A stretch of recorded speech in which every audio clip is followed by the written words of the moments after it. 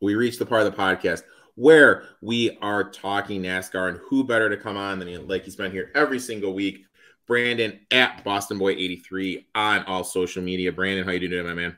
Doing good. We got Talladega already. Talladega already. It seems like the season is flying by. Interesting race, really interested to see what your takes are on it. I know I have 3 bets. You have 3 bets. Before we dive into it, what did you think about Chase's first race back? It wasn't bad. I think for the first 3 quarters of the race, watching him run 22nd to 29th, I was kind of shocked.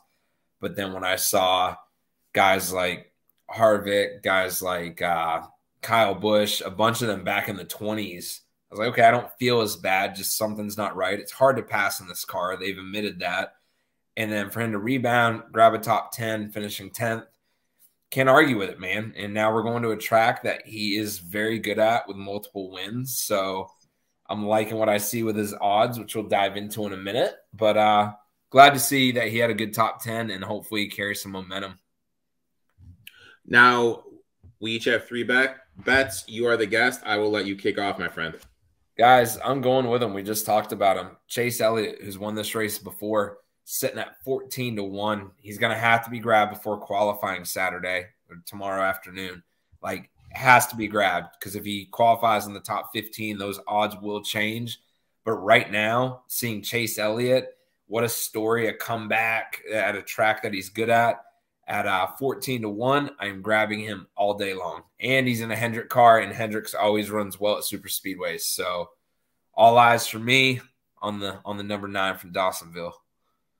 I like it. I like it.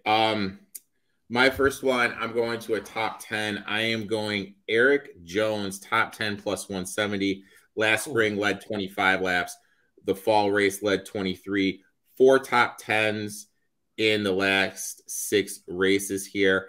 And believe it or not, out of every active driver, he has the best finish here since 2020. So I'm on Erik Jones plus 170. Top 10. I like it. I like it. I will I'm gonna go with your boy, old Uncle Kevin Harvick. He's right now sitting at 22-1. Last season, wants to get a win. A place that he's familiar with. He's raced for years. I feel experience plays a huge key at super speedways. Other guys are only going to draft with guys that they trust. Harvick is trustworthy. He's proven it. He's driving a Ford. We talked about at the beginning of the year. Ford looked good with their aero in super speedways. So old Uncle Kev at 22-1 to grab Talladega win. I like it. Kev is my boy. I would love to see him get a win at Talladega before he goes off. Mine, you know what? I'm going back to the well. Maybe I'm just being an old stubborn man myself. Blaney, 12-1. Yes, I know he hasn't won a race in his last. I'll ask you. How many starts has it been since he's won a race? 49 or 52? 55. Okay. I knew it was around that.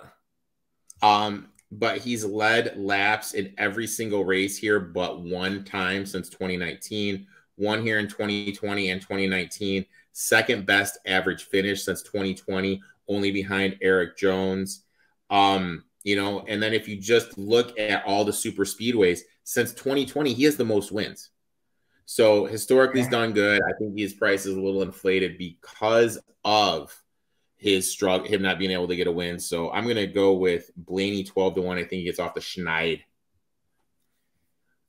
I don't blame you. He's due for one. We talked about this basically all of last year that he's finally due. So this can't continue to carry on.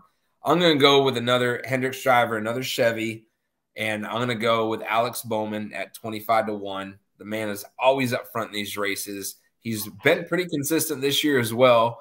And you always see speed out of Hendricks cars, and it's another guy that people do not have a problem with. Not many people besides Hamlin, who hates everybody, don't have a problem with Bowman, so he will get help and he will push people. So seeing him sitting right now, like I said, 25-1, another Hendricks car, Alex Bowman, 48.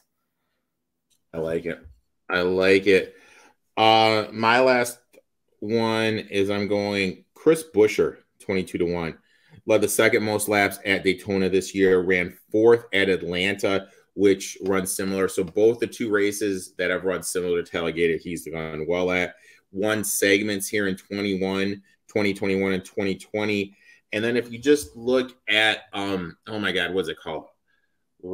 Roush, Frederick, Kozlowski, whatever 50 million name racing that they're calling themselves now.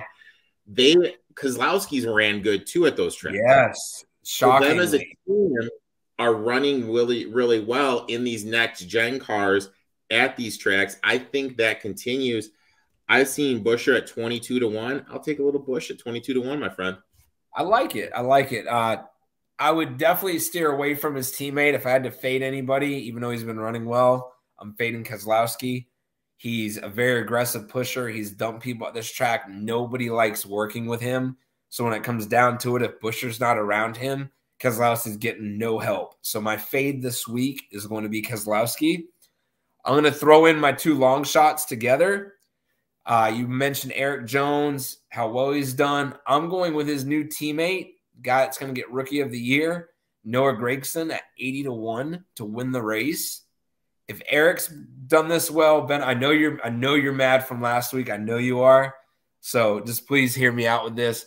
Noah, 80-1. He was great in Xfinity at this track.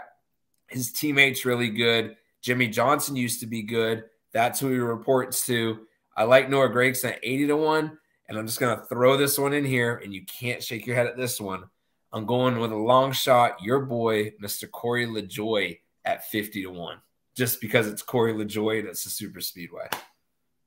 I love Corey LaJoie, and oh my God, do I miss those times when we were able to get LaJoie 4-1 at a top 20. Those yes. were the days, my friend. God, those were the days. Over. Oh, Brandon, I'd like to thank you for coming on and talking a little NASCAR. Why don't you tell everyone where they can find you on social media, my friend? Boston Boy 83, Instagram, Twitch, and Twitter.